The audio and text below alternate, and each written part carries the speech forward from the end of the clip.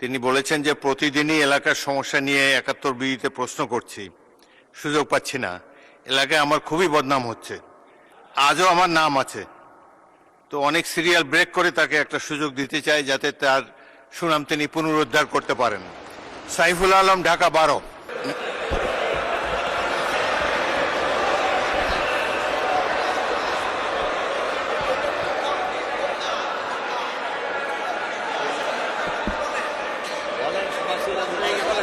মাননীয় স্পিকার, আপনাকে অনেক অনেক ধন্যবাদ। একই সাথে আমার এই সংসদের সকল সদস্যকে ধন্যবাদ জানাচ্ছি, তারা খুশি হয়েছেন। তো মাননীয় স্পিকার, আমি আসলে 3টি সমস্যার কথা বলেছিলাম। আমি জানি যে ঢাকা শহরে যারা বাস করেন এই চারটা সমস্যা, আমি সংক্ষেপে হেডিং বলবো, সবাই বুঝতে পারবেন। একটা হলো জলবদ্ধতা। ঢাকা শহরের সমস্ত ন্যাচারাল ক্যানেলগুলোকে বন্ধ করে দেওয়া হয়েছে, যার ফলে আমার ঢাকা 12 এলাকা সহ বিভিন্ন এলাকায় জলবদ্ধতা। সামনে বর্ষা আসছে, জায়গায় জায়গায় হাঁটু পানি।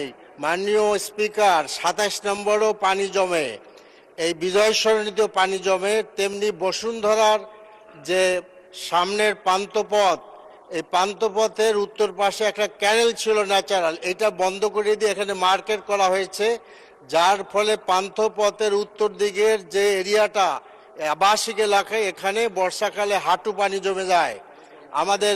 আমাদের আরও এলাকায় আমি এই জলবদ্ধতা দূর করার জন্য বিশেষ ব্যবস্থা নেওয়ার জন্য অনুরোধ জানাচ্ছি। দ্বিতীয় কথা হল বিশুদ্ধ পানি। ওয়াসার পানি দুর্গন্ধময়, ওয়াসার পানিতে পোকা থাকে, লোকেরা ওয়াসার পানি খেতে পারে না। এ ব্যাপারে মাননীয় মন্ত্রীকে আমি বিশেষ ব্যবস্থা নেওয়ার জন্য অনুরোধ করছি। 3 নম্বর কথা হলো, আমি শেষ করে ফেলেছি, 3 নম্বর কথা হলো বর্জ্য ব্যবস্থাপনা। আমাদের মাননীয় প্রধানমন্ত্রী তিনি অনেক দিন বাইরে ছিলেন, আমিও সেখানে ছিলাম, কিন্তু আমার সাথে দেখা হয় নাই। মাননীয় সদস্যবৃন্দ, জরুরি জনগুরুত্ব সম্পন্ন বিষয়ে মনোযোগ আকর্ষণ বিধি। মাননীয় সদস্য, আপনাকে সুযোগ দেওয়া, সবাই বলছে সুযোগ দেওয়া উচিত না। 1 সেকেন্ডে বলতে পারবেন? গো হেড। পরীক্ষা দেই, পাস করি কিনা পরীক্ষা দেই। শেষ করেন। বর্জ্য ব্যবস্থাপনা ভালো করা উচিত। আর গ্যাসের সমস্যা, ঢাকা শহর ভুগতেছে, অনেক পুরাতন 40-50 বছরের গ্যাস লাইন, 30 সেকেন্ড শেষ করা দরকার। তা আমার মনে হয় যে মাননীয় প্রধানমন্ত্রীর আমি সাহায্য চাচ্ছি যে that should B a good বর্জ্য ব্যবস্থা। ঢাকা সিটির নোংরা উন্মুক্ত বর্জ্য ব্যবস্থাপনা, জায়গায় জায়গায় ভাগাড় স্থাপন করা হয়েছে, গন্ধ বেরোচ্ছে, এগুলো শেষ করা দরকার। Thank you. গ্যাসের লাইন।